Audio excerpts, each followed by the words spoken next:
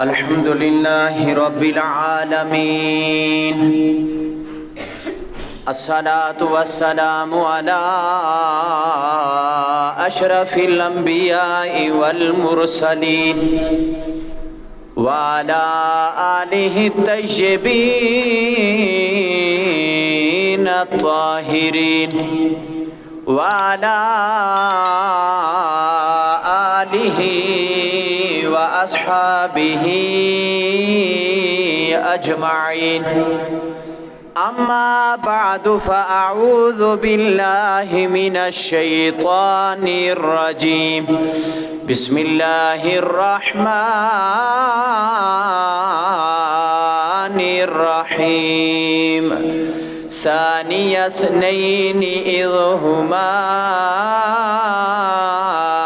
في الغار إذ يقول لصاحبه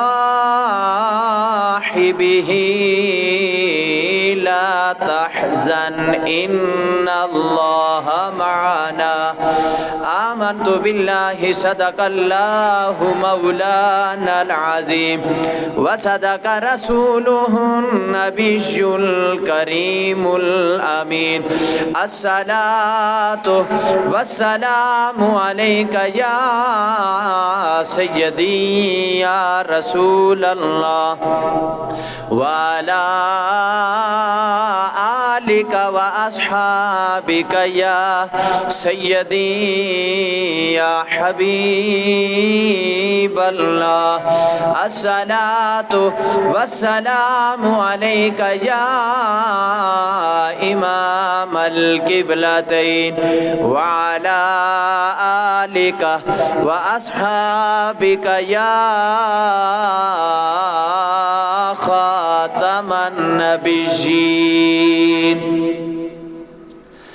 تو شمع رسالت ہے عالم تیرا پروانہ تو ماہ نبوت ہے جلوہ جانانا تو ماہ نبوت ہے جلوہ جانانا جو ساقیے کوثر کے چہرے سے نقاب اٹھے ہر دل بانے میں خانہ ہر آنکھ ہو پیمانہ تو شمع رسالت ہے عالم تیرا پروانہ تو ماہ نبوت ہے جلوہ جانانا کھاتے ہیں تیرے در کا پیتے ہیں تیرے در کا پانی ہے تیرا پانی دانا ہے تیرا دانا تو ماہ نبوت ہے جلوہ جانانا تو شمع رسالت ہے عالم تیرا پروانہ بعد از حمد و صلات قابل صد تعظیم و تکریم جمیع حضرات، السلام علیکم ورحمۃ اللہ تعالی وبرکاتہ۔ آج کی اس مختصر سی نشست کے اندر جو آیے کریمہ میں نے آپ حضرات کے سامنے تلاوت کرنے کا شرف حاصل کیا،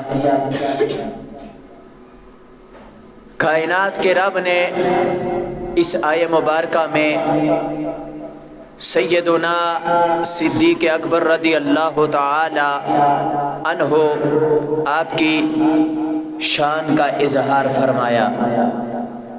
یوں تو بے شمار آیات ہیں، لیکن اس آیہ مبارکہ میں بالخصوص سفر ہجرت اور غار ثور اس کا تذکرہ اس آیہ مبارکہ میں بالخصوص فرمایا۔ اور یہ جمادی الثانی کا مہینہ ہے۔ 22 جمادی الثانی کو حضرت سیدنا صدیق اکبر رضی اللہ تعالی عنہ آپ کا وصال مبارک ہوا۔ اسی ضمن میں یہ پورا مہینہ حضرت سیدنا صدیق اکبر رضی اللہ تعالی عنہ آپ کے اس بابرکت مہینے میں قصیدے الاپے جاتے ہیں۔ امت مصطفیٰ کو یہ بتایا جاتا ہے کہ حضرت سیدنا صدیق اکبر رضی اللہ تعالی عنہ آپ نے کس انداز کے ساتھ مال جان اولاد اللہ کے محبوب کے قدموں پہ قربان کر دیا، اسلام کی خاطر، دین کی خاطر، قرآن کی خاطر۔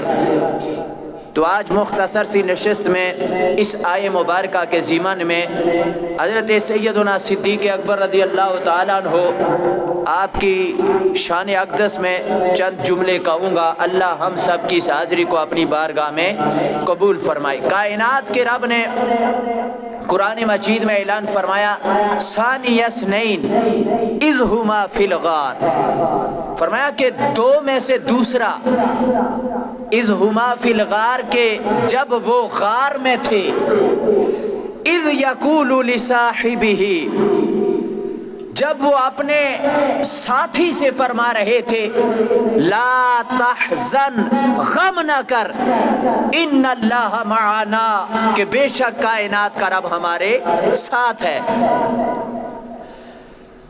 اب حضرت عیسیٰ علیہ السلام کے ولیوں کا تذکرہ بھی قرآن میں موجود ہے۔ اصحاب کہف غار والے، اگر آپ کسی سے پوچھیں کہ بھائی ان کی تعداد کیا تھی، کوئی کہے گا 8، کوئی کہے گا 7، کوئی کہے گا 6، کوئی کہے گا 5، کیونکہ تعداد کا ذکر قرآن میں نہیں آیا۔ لیکن اب غار ثور کے اندر کتنے تھے رب نے بتا دیا، ثانی اثنین، 2 تھے، یا تو رب کے محبوب تھے یا محبوب کا یار غار تھا، بس 2 میں سے دوسرا، 2 تھے، تیسرا کوئی نہ، 1 تھا نہ 3 تھے، غار میں تھے صرف اور صرف 2۔ احباب زیوکا، اذ ہما فی الغار، اس غار سے مراد غار ثور۔ اب پوچھا جاتا ہے کہ غار حرا افضل ہے یا غار ثور؟ تو غار حرا میں قرآن کی ابتدائی آیات کا نزول ہوا، یعنی قرآن کی ابتدا جو ہے وہ غار حرا سے ہوئی ہے، لیکن غار حرا کا تذکرہ قرآن میں نہیں ہے، لیکن غار ثور کا تذکرہ قرآن مجید میں موجود ہے۔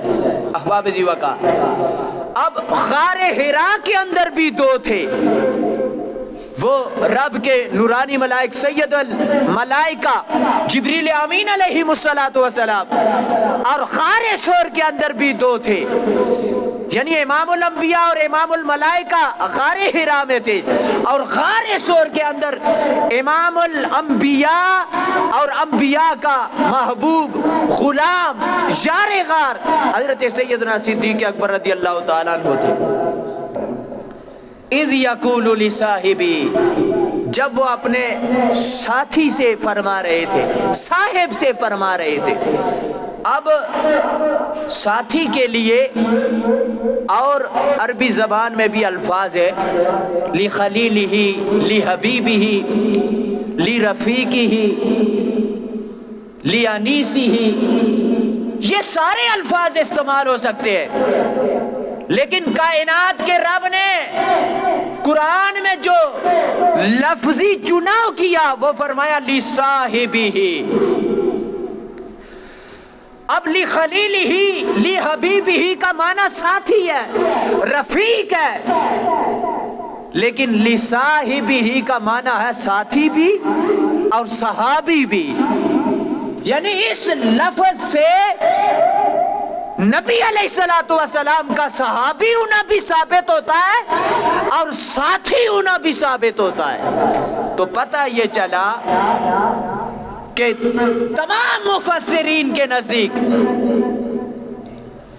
باقی تمام صحابہ کی صحابیت یا تاریخ سے ثابت ہے یا احادیث سے ثابت ہے، لیکن حضرت سیدنا صدیق اکبر رضی اللہ تعالیٰ عنہ آپ کی شان یہ ہے، آپ کا مقام یہ ہے کہ آپ کی صحابیت جو ہے وہ قرآن سے ثابت ہے. یہ ایک انفرادی عظمت ہے، فضیلت ہے حضرت سیدنا صدیق اکبر رضی اللہ تعالیٰ عنہ آپ کی. اچھا جی، باقی اگر کسی صحابی کا کوئی انکار کرے تو وہ گمراہ ہے. کیوں؟ کہ باقی صحابہ کی صحابیت تاریخ کی کتابوں سے یا احادیث سے ثابت ہے، لیکن حضرت سیدنا صدیق اکبر رضی اللہ تعالیٰ عنہ آپ کی صحابیت یہ قرآن سے ثابت ہے. تو باقی صحابہ کا اگر کوئی انکار کرتا ہے تو وہ گمراہ ہو جاتا ہے، لیکن اگر جو سیدنا صدیق اکبر کی صحابیت کا انکار کرے تو وہ کافر ہے، کیونکہ نسِ قطعی کا انکار ہے. احباب ذی وقار، یہ عظمت ہے، یہ شان ہے، یہ مقام ہے حضرت سیدنا صدیق اکبر رضی اللہ تعالیٰ عنہ. احباب ذی وقار، اچھا جی، مشرکین مکہ نے طرح طرح کی تکلیفیں دینا شروع کی نبی علیہ السلام کے غلاموں کو. صحابہ اکرام رضوان اللہ تعالی علیہم اجمعین تنگ آ گئے. امام الانبیاء فخر المرسلین حبیب کبریا جناب محمد الرسول اللہ صلی اللہ تعالی علیہ وسلم آپ نے حکم ارشاد فرما دیا کہ صحابہ، ہم نے قرآن کی خاطر، ایمان کی خاطر، اسلام کی خاطر ہم نے ہجرت کرنی ہے. صحابہ کرام رضوان اللہ تعالی علیہم اجمعین سارے کے سارے تیار ہو گئے. اے نبی کے پیارے غلاموں کدھر جا رہے ہو؟ جواب یہی آتا ہے، اسلام کی عظمت کی خاطر، قرآن کی عظمت کی خاطر، دین کے لیے ہم جائیدادیں چھوڑ کے، ہر چیز چھوڑ کے جا رہے ہیں. اور بھائی نبی کے غلاموں کی جانب یہی پیغام آ رہا ہے، لیکن آج ہم نے بھی ترقی کر لیا 1400 سال بعد. بھائی کیا ترقی کی ہے؟ وہ نبی کے غلام ہیں، جائیداد اسلام کے لیے چھوڑ کے جا رہے ہیں، ہجرت کر رہے ہیں، لیکن ہم نے یہ ترقی کی ہے، ہم نے جائیدادوں کے لیے اسلام کو چھوڑ دیا ہے، ہم نے دنیا کے لیے اپنے دین کو چھوڑ دیا ہے، ہم نے دنیا کے لیے قرآن کو چھوڑ دیا ہے. احباب ذی وقار، وہ صحابہ تھے کہ سب کچھ چھوڑ دیا، اسلام اور دین کو نہ چھوڑا، لیکن ہم نے سب کے لیے دین کو چھوڑ دیا، اسلام کو چھوڑ دیا. وہ تھے کس منزل میں، تو کون سی منزل میں ہے، شرم سے گڑ جائے اگر احساس تیرے دل میں ہے. احباب ذی وقار، تو صحابہ کرام رضوان اللہ تعالی علیہم اجمعین گھر بار چھوڑ چھاڑ کے جا رہے ہیں. جب مشرکین مکہ نے دیکھا کہ حضرت امیر حمزہ رضی اللہ تعالیٰ عنہ اور حضرت عمر ابن خطاب رضی اللہ تعالیٰ عنہ بھی ہجرت کر رہے ہیں تو ابو جہل نے شام تک 300 جلاد اکٹھے کر لیے. فرمایا یہ ان سے ہمیں خطرہ تھا, اب یہ جا رہے ہیں تو شام ہوگی تو ہم امام الانبیاء فخر المرسلین کا کام تمام کر دیں گے, نعوذ باللہ. اس نے 300 جلاد 300 گنڈے اکٹھے کر لیے. اب جب رات کا وقت آیا تو ابو جہل کے گنڈوں نے جب نبی علیہ السلام کے حجرہ اقدس کا محاصرہ کیا تو اندر حضور علیہ السلام کے ساتھ شیر خدا حیدر کرار علی المرتضی کرم اللہ تعالی وجہ الکریم کو پایا. اب حضرت علی المرتضی کرم اللہ تعالی وجہ الکریم کو آواز آئی تو آپ نے فرمایا نیام سے تلوار کو باہر نکالا. فرمایا یا نبی اللہ حکم ارشاد فرمائے تو میں باہر نکلوں. امام الانبیاء نے فرمایا علی تمہارے لیے یہ حکم ہے کہ تلوار اپنے سرانے کے نیچے رکھو اور میرے بستر پر سو جاؤ. اللہ اکبر کبیرہ. اب حضرت علی المرتضی کرم اللہ تعالی وجہ الکریم امام الانبیاء کے حکم کو سر آنکھوں پہ رکھتے ہوئے تلوار سرانے کے نیچے رکھ دی, سو گئے. امام الانبیاء نے فرما دیا کہ یہ تلوار, یہ امانت جو ہے یہ فلاں کی ہے, یہ امانت فلاں کی ہے, یہ امانتیں دے کے پھر مجھے مدینے میں ملنا. امام الانبیاء نے حکم ارشاد فرما دیا. اب حضرت علی المرتضی کرم اللہ تعالی وجہ الکریم آرام سے مزے کی نیند سوئے اور بعد میں اس نیند کا اظہار بھی فرمایا. فرمایا دنیا والوں بڑے مزے کی نیند اس رات کو میں سویا. اور پوچھنے والوں نے پوچھا علی ہر طرف تلوار موت کا پیغام لیے کھڑی تھی, تجھے مزے کی نیند کیسے آئی؟ فرمایا تمہیں علم نہیں ہے کہ امام الانبیاء نے مجھے کہہ دیا تھا کہ یہ امانت ہے دنیا والوں کو لوٹا کے پھر تو نے مجھے مدینے میں ملنا ہے. تو مجھے یقین ہو گیا تھا کہ جو امام الانبیاء نے کہا ہے وہ سچ ہے. نبی کے منہ سے جو نکلی وہ بات ہو کے رہی, سحر میں کہہ دیا شب تو پھر رات ہو کے رہی. ان کا یہ عقیدہ تھا, وہ نظریہ رکھتے تھے کہ وما ينطق عن الهوى ان هو الا وحی یوحی. اور بھائی جو امام الانبیاء کی منہ سے جو آواز نکلتی ہے, جو لفظ نکلتے ہیں, جو الفاظ نکلتے ہیں وہ ہو کے رہتے ہیں. تو احباب ذی وقار, تو علی المرتضی کرم اللہ تعالی وجہ الکریم آپ کو یہ حکم ارشاد فرمایا. اب وہ گنڈے سارے کھڑے ہوئے اور امام الانبیاء فخر المرسلین حبیب کبریا جناب محمد الرسول اللہ صلی اللہ تعالی علیہ وسلم آپ اپنے حجرہ اقدس سے باہر نکلے. وہ سارے کے سارے غنودگی کے عالم میں رہے اور امام الانبیاء فخر المرسلین حبیب کبریا پاس سے گزر گئے. سمجھ آئی؟ اب میرے آقا علیہ السلام بستر پہ مولا علی کو چھوڑ کے ان کے قریب سے گزرے. محاصرہ تو انہوں نے کیا ہوا تھا, قریب سے گزرے. غنودگی کے عالم میں انہیں خبر تک نہ ہوئی. امام الانبیاء ہجرت کر کے چلے گئے, وہاں سے نکل گئے. اب گویا کہ پروردگار عالم دنیا والوں کو یہ بتاتا ہے کہ دیکھ لو فرشتوں, دیکھ لو جو دشمن امام الانبیاء کا سر لینے کے لیے آئے تھے, ہم نے ان کے سروں کو امام الانبیاء کے قدموں میں جھکا دیا.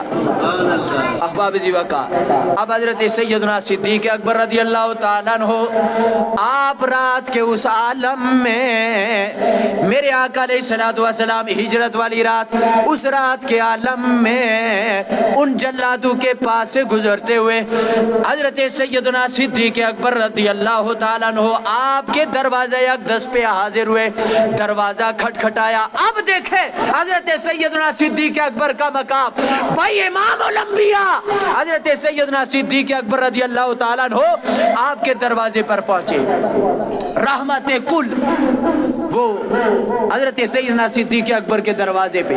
احباب اب آپ دیکھیں کہ بھائی ماجرا کیا ہے کہ یہ حضرت سیدنا صدیق اکبر رضی اللہ تعالیٰ عنہ کو معراج ہوئی ہے۔ کہو سبحان اللہ۔ یار حضرت نبی علیہ السلام کو معراج ہوئی تو لینے کے لیے حضرت جبریل امین علیہ السلام آئے تھے۔ اب معراج ہو رہی ہے ابو بکر کی تو لینے کے لیے اللہ کا رسول آ رہا ہے۔ اب آپ بھی تڑپتے ہیں، میں بھی تڑپتا ہوں یار۔ ہم یہ بھی کہتے ہیں کہ بندہ بڑا وہ خوش نصیب ہے کہ جسے امام الانبیاء کا در نصیب ہو جائے، جو امام الانبیاء کی بارگاہ میں جائے وہ بڑا خوش نصیب ہے۔ وہ بھائی جس کی بارگاہ میں امام الانبیاء جا رہے ہو، یار کہو سبحان اللہ۔ او بھائی امام الانبیاء خود چل کے حضرت سیدنا صدیق اکبر رضی اللہ تعالیٰ عنہ کے دروازے پہ، حضرت سیدنا صدیق اکبر رضی اللہ تعالیٰ عنہ فرماتے ہیں یا نبی اللہ، بھائی آپ کسی غلام کو بھیج دیتے، کوئی اشارہ کر دیتے، میں سر کے بل حاضر ہو جاتا۔ امام الانبیاء نے فرمایا کائنات کے رب کا حکم اسی طرح تھا۔ اللہ اکبر اللہ اکبر۔ فرمایا رب کا حکم اسی طرح تھا کہ جاؤ ابو بکر کے گھر میں امام الانبیاء حضرت سیدنا صدیق اکبر کو لے کے آؤ۔ احباب عزیز وقار، اب حضرت سیدنا صدیق اکبر رضی اللہ تعالیٰ عنہ، آپ نے اونٹنیاں تھی آپ کے پاس، وہ سواریاں سوار ہوئے، ایک اونٹنی پہ اللہ کے محبوب اور دوسری اونٹنی پہ حضرت سیدنا صدیق اکبر رضی اللہ تعالیٰ عنہ۔ اب یہ خطرناک ہجرت کا سفر جو ہے وہ جاری ہو گیا، مکہ چھوڑ کر آئے، اور ابو جہل کے جلاد وہ وہاں سے نکل گئے۔ انہوں نے راستہ روکنے کی کوشش کی، آگے پیچھے گھومے، کہیں امام الانبیاء کی تلاش کی جائے، اور جہاں ملے امام الانبیاء حکم یہ تھا کہ ان کا سر تن سے جدا کر دیا جائے۔ ابو جہل کا ایک جلاد حضرت سیدنا صدیق اکبر رضی اللہ تعالیٰ عنہ امام الانبیاء کے راستے میں آ گیا۔ اب یہاں پہ حضرت سیدنا صدیق اکبر رضی اللہ تعالیٰ عنہ آپ کا پھر امتحان ہے۔ اب جب سامنے آیا تو پوچھا کہ من الرجل، یعنی حضرت سیدنا صدیق اکبر سے کہا کہ یہ جو آپ کے آگے یہ بندہ ہے یہ کون ہے، یہ کون شخص ہے؟ اب حضرت سیدنا صدیق اکبر رضی اللہ تعالیٰ عنہ اگر یہ کہتے ہیں کہ بھائی یہ اللہ کے محبوب ہے تو پھر خطرہ ہے نا، اگر جھوٹ بولتے ہیں تو پھر صداقت جاتی ہے، اور صدیق کہتے بھی اسے ہے کہ جس نے ماں کی گود سے لے کر قبر تک جس نے کبھی جھوٹ نہ بولا ہو۔ سمجھ آئی؟ اب پریشان، امتحان ہے حضرت سیدنا صدیق اکبر رضی اللہ تعالیٰ عنہ پہ، لیکن قربان جاؤں میرے آقا کے اشارے گار پہ کہ آپ نے فرمایا کہ رجل یہدی السبیل، فرمایا یہ بندہ مجھے میرا رہنما ہے، مجھے راستہ دکھانے والا ہے۔ اب اس نے کہا کہ یہ بندہ جا رہا ہے کہیں تو اس کو راستے کا علم نہیں ہے، تو یہ جو آگے بندہ ہے یہ راستہ دکھا رہا ہے، تو وہ واپس چلا گیا۔ تو یہ حضرت سیدنا صدیق اکبر رضی اللہ تعالیٰ عنہ آپ پر امتحان تھا، صداقت بھی نہیں گئی اور کام بھی ہو گیا، یعنی امام الانبیاء کا علم بھی اس بندے کو نہ ہوا اور سچ بھی کہہ دیا کہ یہ میرے رہنما ہیں۔ احباب ذی وقار، اب حضرت سیدنا صدیق اکبر رضی اللہ تعالیٰ عنہ امام الانبیاء کے ساتھ جا رہے ہیں، اور مکہ سے 4 یا 5 میل کے فاصلے پر جب جبل سور آیا تو امام الانبیاء نے فرمایا کہ ابو بکر اب اس پہاڑ کے اوپر چڑھنا ہے۔ دیکھا کہ اب سواری جو ہے وہ آگے نہیں جا رہی، تو اب سواریوں کو چھوڑ دیا اور پیدل پہاڑ کی چوٹی کی جانب چلنا شروع ہو گئی اور ہجرت کے۔ اب یہاں پہ میں یہ کہوں گا کہ امام الانبیاء نے فرمایا کہ یا نبی اللہ، راستہ دشوار ہے، آپ میرے شان اقدس پہ آ جائیں اور تاکہ آپ کو تھکاوٹ محسوس نہ ہو۔ اب 8 سال کے بعد جب مکہ فتح ہوا تو امام الانبیاء فخر المرسلین اب بت گرا رہے ہیں، اور ایک بڑا بت ہے جس کو گرا نہ پائے، تو مولا علی سے فرمایا کہ علی آپ بیٹھے، میں آپ کے کاندھے پہ، آپ کے شان اقدس پہ اپنے قدم رکھتا ہوں اور اس بت کو گراتا ہوں۔ تو مولا علی کرم اللہ تعالی وجہ الکریم نے فرمایا کہ میں نبوت کا بوجھ برداشت نہیں کر سکتا، لیکن اب امامت کل، سیادت کل اور نبوت کل یہ حضرت سیدنا صدیق اکبر رضی اللہ تعالیٰ عنہ اپنے میرے آقا علیہ الصلوۃ والسلام کو اپنے کاندھوں پہ اٹھا کے وہ چڑھائی چڑھ رہے ہیں، وہ غار ثور کی جانب، وہ جبل ثور کی جانب حضرت سیدنا صدیق اکبر رضی اللہ تعالیٰ عنہ آپ جا رہے ہیں۔ احباب ذی وقار، اور یہ حضرت سیدنا صدیق اکبر رضی اللہ تعالیٰ عنہ کی شان ہے، یہ مقام ہے۔ جب جبریل امین علیہ السلام نے جب دیکھا کہ بھائی تاجدار صداقت حضرت سیدنا صدیق اکبر رضی اللہ تعالیٰ عنہ عظمت حاصل کر رہے ہیں، شان اور رفعتیں ان کو مل گئی ہیں، امام الانبیاء کا وجود ان کو مل چکا ہے، تو پھر آپ نے بھی کائنات کے رب کے حضور عرضی پیش کی، فرمایا میرے مولا مجھے بھی اس خیرات کا حصہ ملنا چاہیے۔ یار کہو سبحان اللہ، میں بھی اس خیرات کا حصہ لینا چاہتا ہوں۔ کائنات کے رب نے فرمایا جبریل پھر کس انداز سے لوگے؟ فرمایا میرے مولا مجھے اجازت مرحمت فرما دے، امام الانبیاء کے نیچے ہیں صدیق اکبر کے شانے، اور میں ابو بکر کے قدموں کے نیچے اپنے نورانی پرو کو بچھانا چاہتا ہوں۔ یار کہو سبحان اللہ، یہ عظمت ہے، مجھے حاصل کرنے دیں، مجھے بھی تاکہ خیرات مل جائے۔ احباب ذی وقار، تو میں یہاں رک کے کہوں گا کہ سیدنا صدیق اکبر رضی اللہ تعالیٰ عنہ آپ کی شان کسی خطیب سے نہ پوچھو، عالم سے نہ پوچھو، لکھاری سے نہ پوچھو، اگر پوچھنی ہے تو شان اقدس پہ بیٹھے ہوئے امام الانبیاء سے پوچھو، یا قدموں کے نیچے نورانی پر بچھانے والے جبریل امین سے پوچھو، یا تو سید الملائکہ سے پوچھو یا پھر سید الانبیاء سے پوچھو کہ ابو بکر کا مقام کیا ہے، ابو بکر کی عظمت کیا ہے، ابو بکر کی شان کیا ہے۔ احباب ذی وقار، اللہ اکبر کبیرہ، یہ ساری نعمتیں اس وقت حضرت سیدنا صدیق اکبر رضی اللہ تعالیٰ عنہ آپ کو حاصل ہوئی ہیں۔ حدیث مبارکہ میں آتا ہے کہ امام الانبیاء نے فرمایا کہ دنیا کے اندر میں نے سب کے احسان کا بدلہ دے دیا، توجہ کرنا، احسان کا بدلہ دے دیا سوائے ابو بکر کے۔ اللہ اکبر، فرمایا کل قیامت کا دن ہوگا، جنتیوں کو جنت تقسیم کر دی جائے گی، رب کے خزانے کھلیں گے، تو میں اللہ کی بارگاہ میں، امام الانبیاء فرمائے، تو میں اللہ کی بارگاہ میں عرض کروں گا یا اللہ سب سے پہلے صدیق کا حق ادا فرما۔ دنیا میں سارے حق ادا کر چکا سوائے ابو بکر کے، لیکن جب خزانے کھل جائیں گے میں اس وقت رب سے کہوں گا اب صدیق اکبر کے حق کو ادا فرما۔ اللہ اکبر کبیرہ۔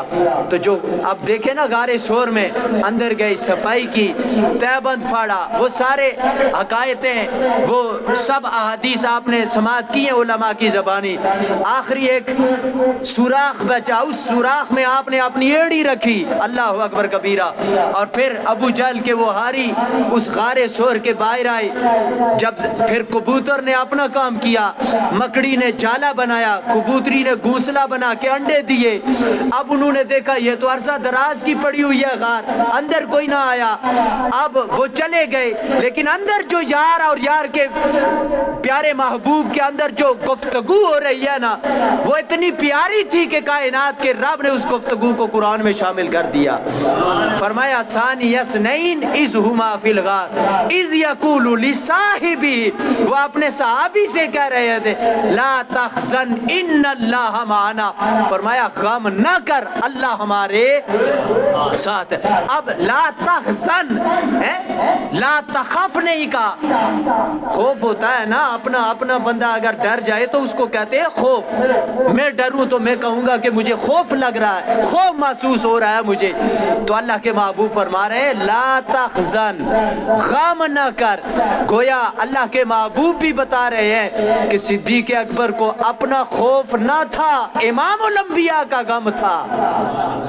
فرمایا لا تحزن, ابو بکر غم نہ کر, کائنات کا رب ہمارے ساتھ ہے. اللہ رب ذوالجلال ہم سب کو سیدنا صدیق اکبر رضی اللہ تعالیٰ عنہ آپ کی سیرت پہ عمل کرنے کی توفیق عطا فرمائے. جی نظر